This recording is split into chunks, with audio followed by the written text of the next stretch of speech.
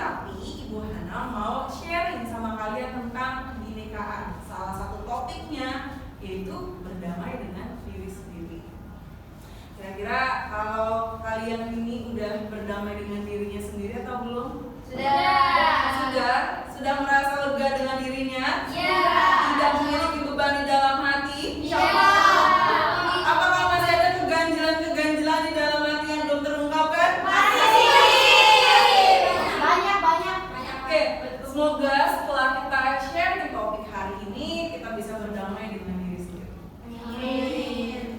Nah, sekarang ada yang tidak hadir?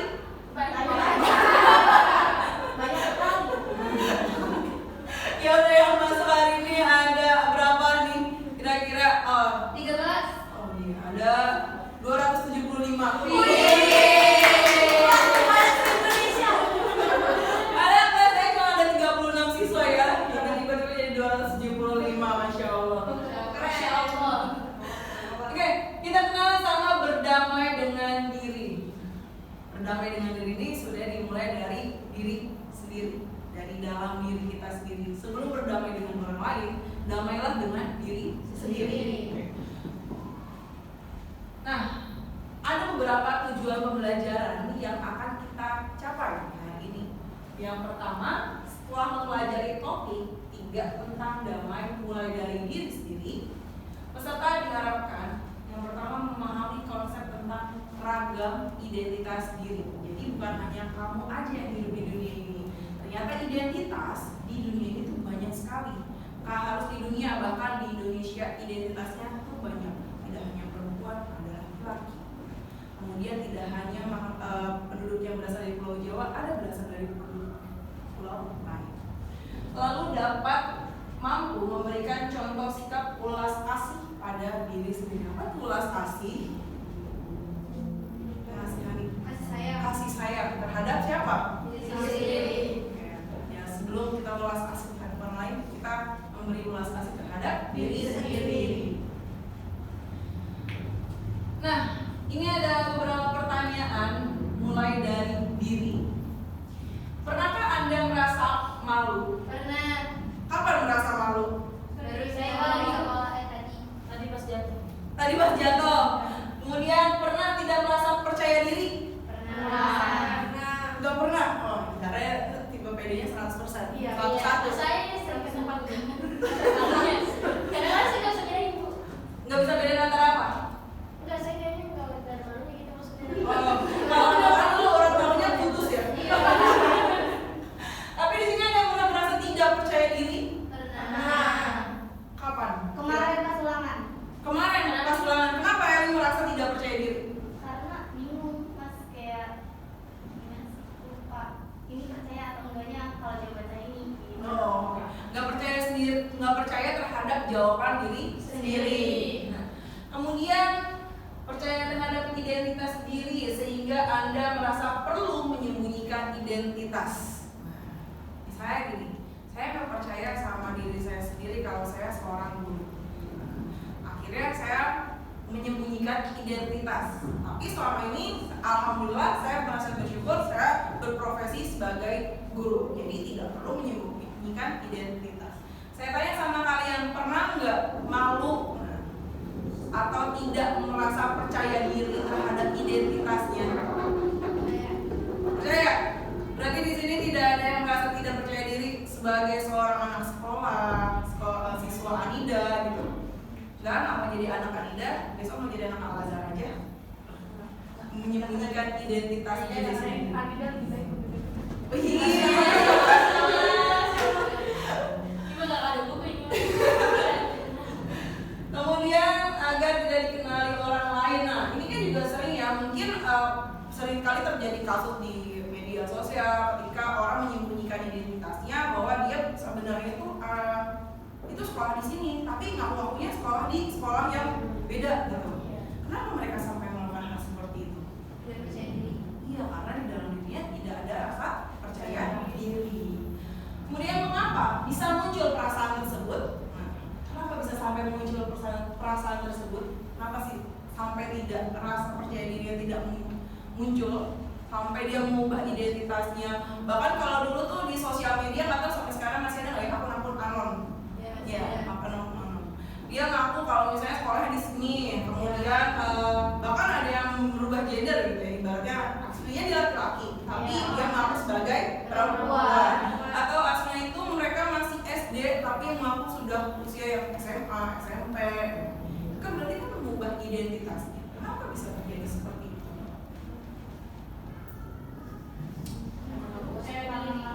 Karena malu, karena nggak puas, karena kurang percaya diri. Karena emang mungkin dia juga sengaja nggak mau cerita aja. Sengaja nggak mau dilihat orang lain, jadi menutupi identitas aslinya. Biasanya misalnya usianya masih 13 tahun, tapi dia mau terlihat lebih dewasa dalam usianya. Banyak sekali faktor-faktor yang menjadi persoalan tersebut. Mengapa identitas tersebut perlu disembunyikan? Perlu nggak kira-kira sembunyi? Tergantung orang ya. Karena kalau orang lagi kayak jemput orang sakit di rumah sakit itu kan berapa?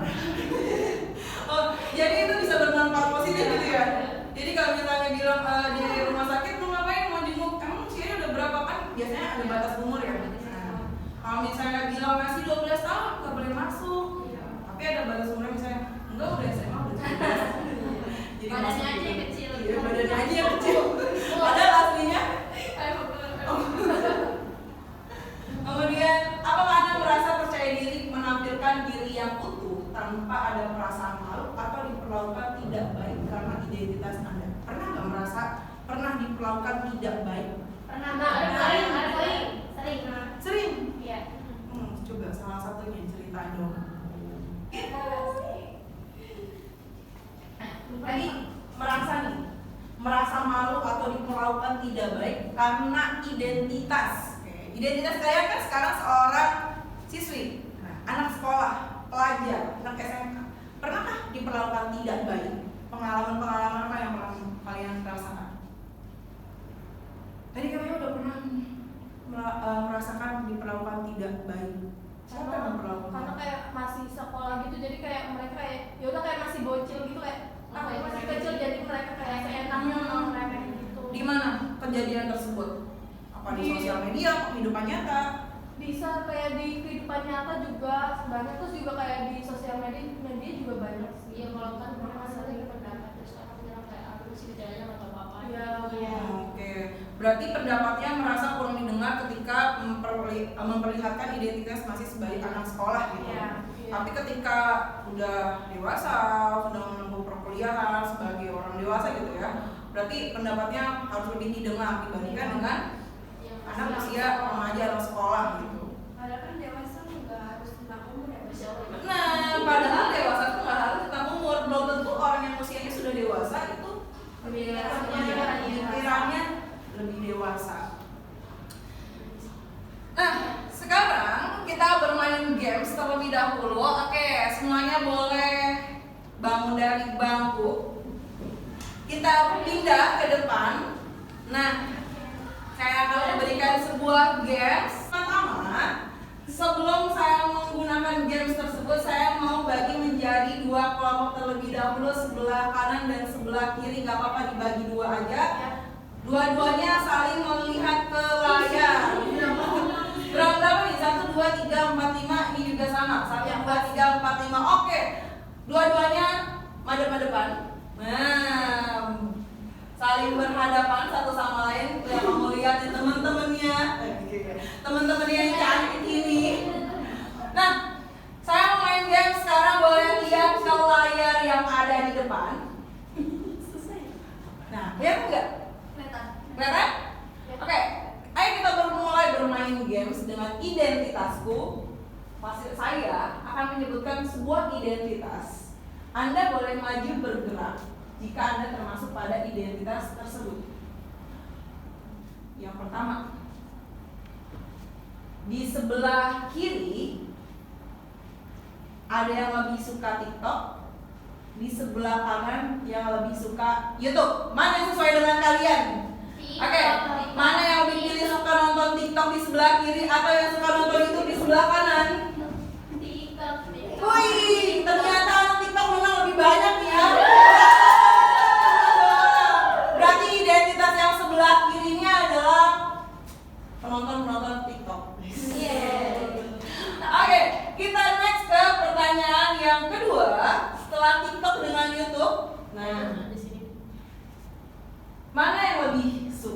di sebelah kiri ini ada susu, yang di sebelah kanan ini ada kopi. Pilih salah satu. Yang mana yang tim susu, yang mana tim kopi? Susu.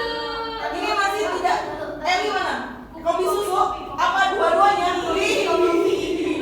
Berarti kita bedakan identitasnya. Sebelah kiri ini adalah peminum susu, yang sebelah kanan lebih suka kopi. Nah, itu membedakan dua identitas sekaligus. Kemudian next, kita pilih lagi. Di sebelah kanan ini memilih untuk berkuliah, yang di sebelah kiri ini memilih untuk bekerja. Mana pilihannya? Mau memilih kuliah atau bekerja? Kuliah, oke. Apa dia? Lebih milih untuk bekerja. Oke, nggak apa-apa. Kita punya identitasnya masing-masing. Kita beri aplaus terlebih dahulu. Saya masih punya beberapa pertanyaan lagi. Pilihannya, yang pertama, yang suka musik dangdut ada di sebelah kiri. Yang di sebelah kanan ada musik pop. Mana yang lebih dipilih? Anak dangdut masih ada berapa nih? 2 orang. Jadi Eli mau pilih mana nih? Dangdut atau pop? Tetap Aida tetap memilih musik dangdut. Boleh. Kemudian berikutnya, nah di sini ada film action di sebelah kiri. Yang merasa suka film action di sebelah kiri boleh berpindah ke kiri. Tapi yang lebih suka drama Korea ada di sebelah kanan. Pilih salah satu identitas yang mana nih yang lebih suka antara film Korea, drama Korea, atau film action. Boleh kasih tengah-tengah soalnya drama Koreanya action. Tidak ada dua-duanya kamu. Coba pilih salah satu aja. Drama Koreanya, misalnya genrenya romantis. Komedi romantis. Nah, tapi kalau di sebelah kiri drama action. Berarti ini kelompoknya 4 orang ini lebih menyukai drama Korea, tapi romantis. Yang sebelah kiri ini adalah menyukai drama action.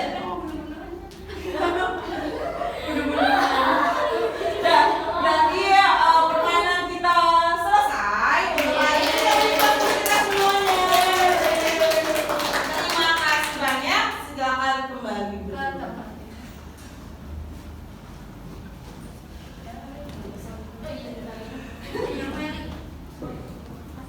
Jadi ternyata kalian berbagai macam identitas ya. Ada yang tadi lebih suka minum susu, ada yang lebih suka minum kopi, ada yang lebih suka drama Korea romantis, ada juga yang lebih suka action. Atau bahkan tadi Aida sendiri memilih dangdut, tapi yang lain lebih suka musik pop. Ternyata identitas manusia itu berbeda-beda, tergantung pilihan-pilihannya. Nah, sekarang kita masuk ke refleksinya. Dari permainan tadi, coba kita diskusikan bersama-sama. Renungkanlah beberapa pertanyaan berikut ini. Apakah Anda selalu berada pada satu identitas yang sama pada semua putaran permainan? Atau bisa berubah-ubah? Berubah-ubah. Ada nggak tadi yang hanya di sebelah kanan saja? Gak ada. Atau hanya di sebelah kiri?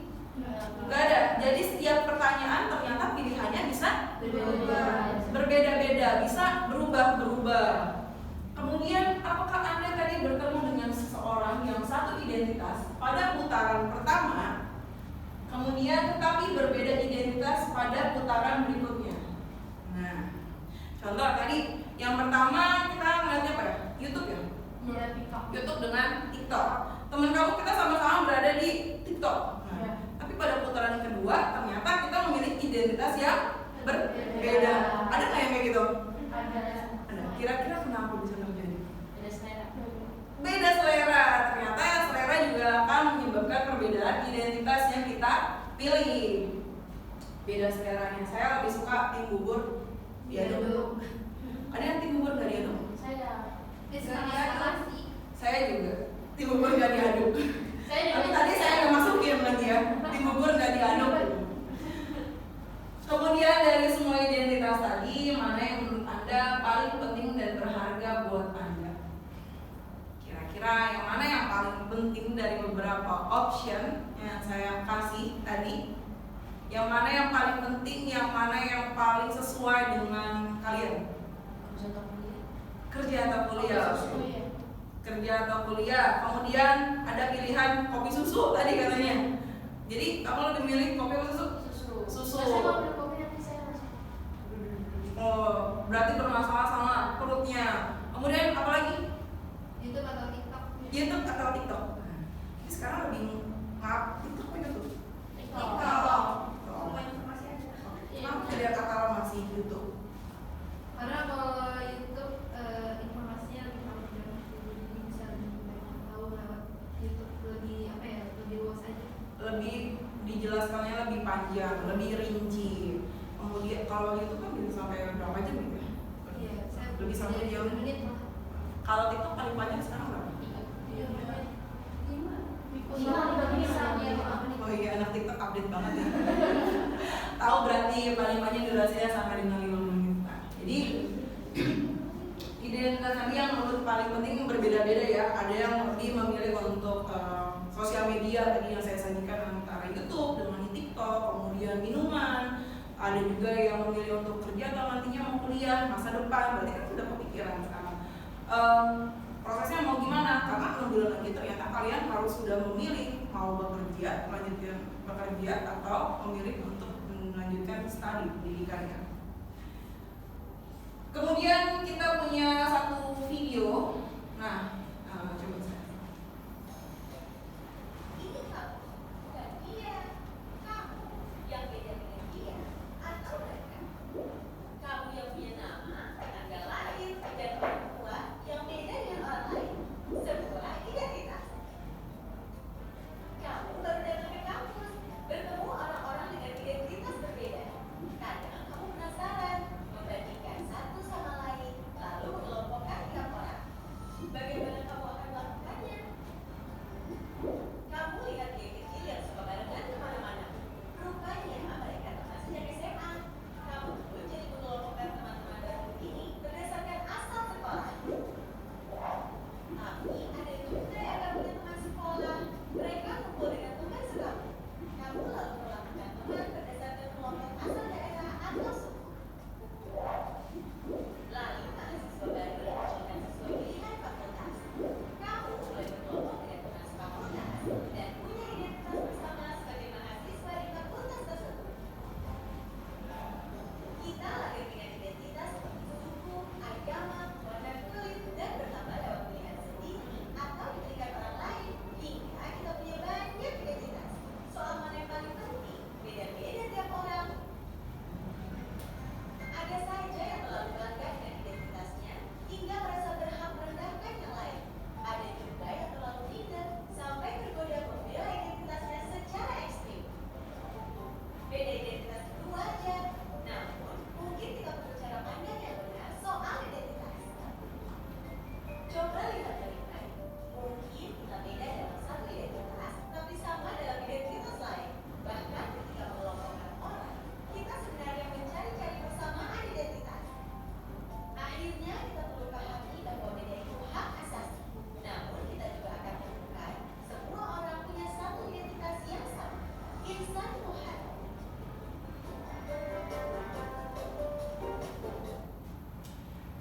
Itu salah satu video.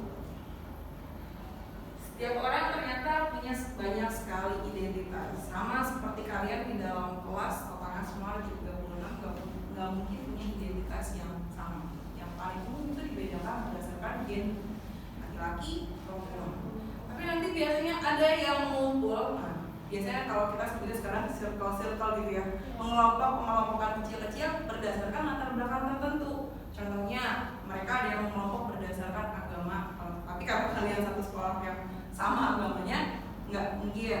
Kemudian ada yang berdasarkan latar belakang orang tua asal daerah, atau yang rumahnya berdekatan, atau sama-sama suka drama Korea tadi. Nah, biasanya kalau yang sama-sama suka drama Korea, mereka nyambung ngobrolnya nih. Nah, satu frekuensi yang sama. Oke, kita sebut sekarang frekuensi ya.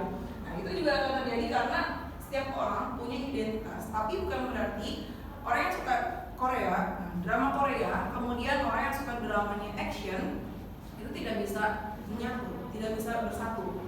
Bisa jadi nanti ketika mereka disebutkan lebih suka mana kopi atau susu, ternyata yang sama-sama suka drama Korea dan juga drama action, aku lebih suka susu. Nah, nanti jadi di lain kesempatan mereka akan bertemu satu sama lain. Mungkin kita punya kesamaan identitas suku dengan seseorang, tapi berbeda identitas agama dengan orang tersebut. Ada juga identitas yang begitu saja kita terima sejak lahir dan tidak bisa diubah, contohnya gender. Kemudian latar belakang orang tua, kan nggak bisa, kita kan nggak bisa milih orang tua. Kemudian ada juga identitas yang bisa kita bangun, kita ciptakan dan juga kita ubah. Contohnya sekarang ketika nanti kamu lulus sekolah, kemudian kamu memilih universitas yang sama dengan teman-teman kamu. Biasanya di tahun pertama mereka akan berkumpul atau teman-temannya itu biasanya masih di sama-sama sama-sama dari anak Anida nih.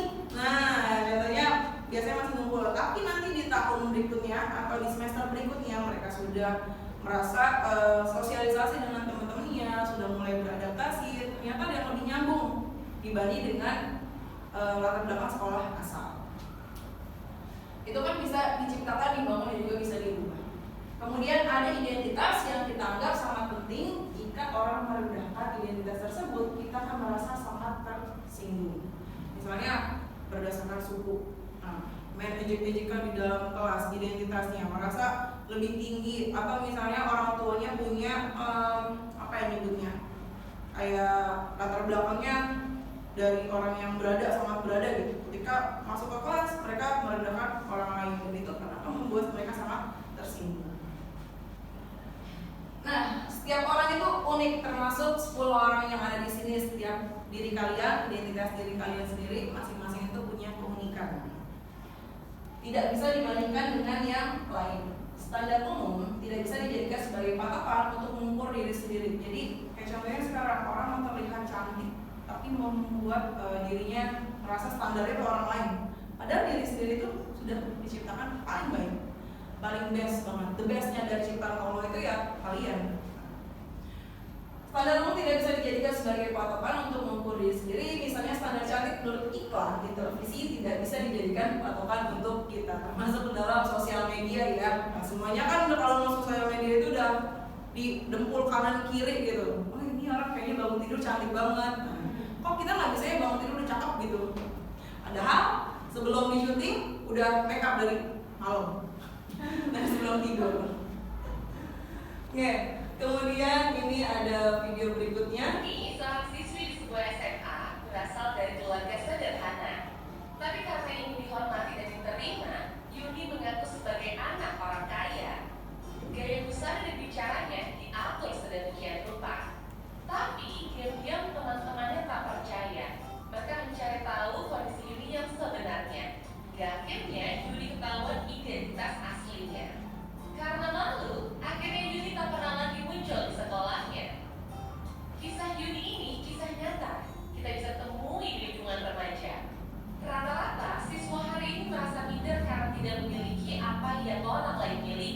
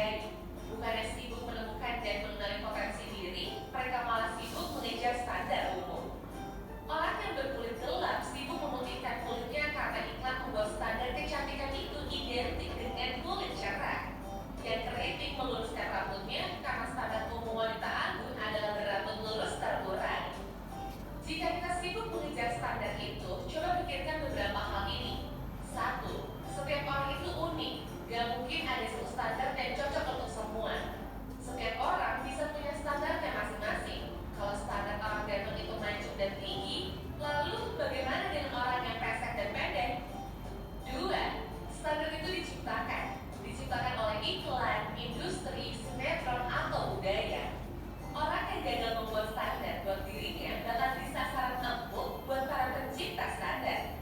Mereka lah yang bakal jadi korban iklan dan pengaruh lingkungan. 3.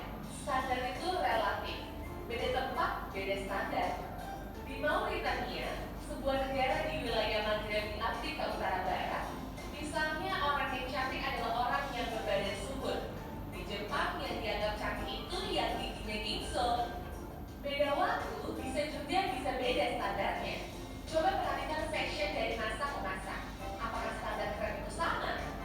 Misalkan saja tahun 80-an, pria yang dianggap ganteng itu berkumis tebal. Apakah saat itu masih berlaku? Tapi kalau yang sifatnya nilai moral itu universal. Sikap jujur di mana-mana dari dulu sampai nanti tetap dianggap baik dan keren. Jadi daripada ngejar standar cantik fisik, mending membangun inner beauty. Gak usah habisin waktu apalagi sampai menipu diri untuk terlihat sesuai standar fisik yang umum. Gak usah minder kelihatan di bawah orang lain atau sombong karena kelihatan lebih tinggi. Karena setiap orang unik dan gak bisa dibandingin. Kalaupun mau bikin standar dan membandingkan, buatlah standar tinggi buat dirimu sendiri. Bandingkan dirimu kemarin dengan dirimu hari ini. Apakah hari ini kamu lebih baik dari kemarin? Terus dorong dirimu sampai memenuhi standar best version of yourself. Ingat, kamu dilahirkan original. Kenapa harus mati sebagai kopian orang lain?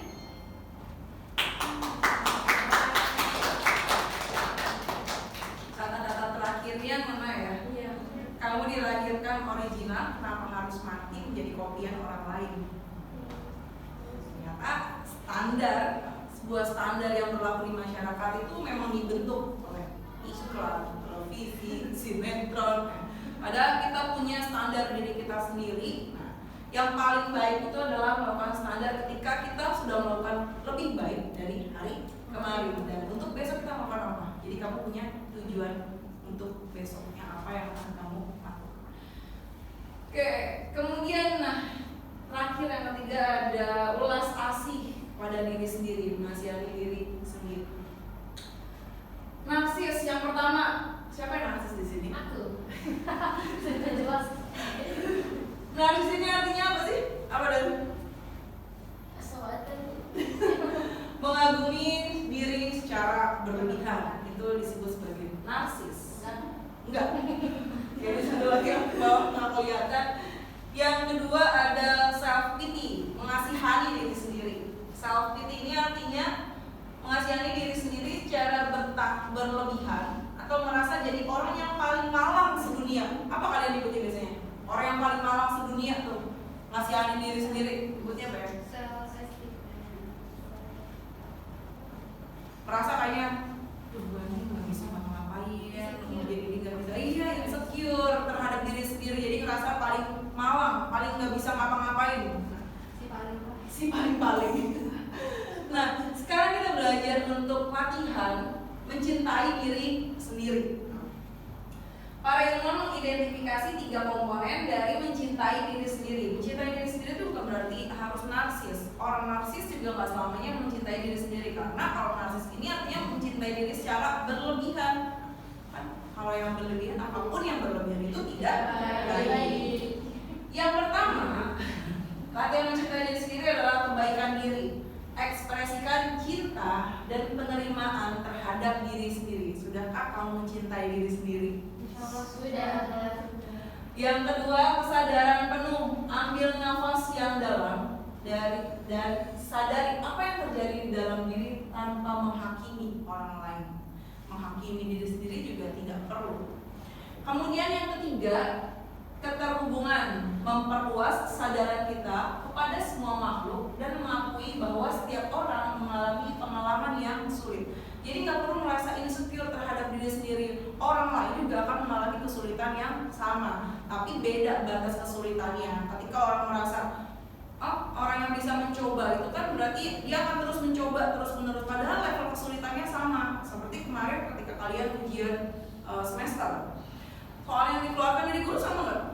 Sama. Tapi ketika kalian belajar di malam harinya atau sebelumnya, itu akan memudahkan ketika mengerjakan soal. Tapi ketika nggak belajar, nggak ada yang dipersiapkan, maka hasil yang didapatkan tidak sesuai dengan harapan dan juga keinginan. Yuk kita buat terakhir nih, tindakan konkret kepada diri sendiri.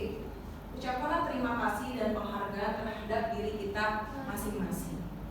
Telepon dan ucapkan terima kasih dan penghargaan buat orang terdekat, orang yang kita sayang, orang tua, anak, teman kerja, sahabat baik, atau siapapun yang Anda anggap berjasa untuk kesuksesan Anda saat ini. Jadi kamu sampai usia sekarang 17 tahun? 17, mungkin ada yang tahun depan 18 berarti ya, 18 tahun.